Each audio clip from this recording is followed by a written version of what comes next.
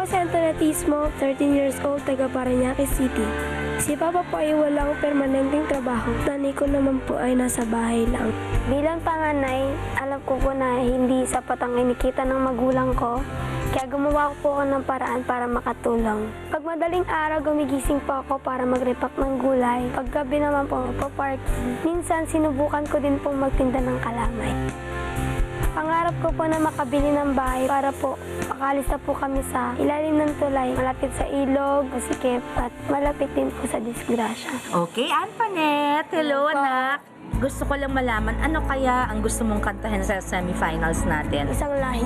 Napakagandang awit ng isang lahi. Issue ko lang dyan ay yung ilang beses na yung nagamit, lalo na dito. Siguro this time, gusto ko yung emosyon naman ang lumabas mula sa'yo. Paano ba ang mangarap kong bigo?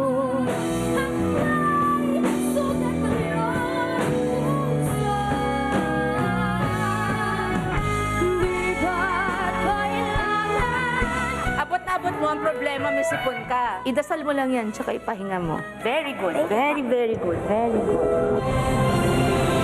Hindi ko palalagpasin ang pagkakataong binigay sa akin. Ang pagkakataong mabago ang buhay ng pamilya namin.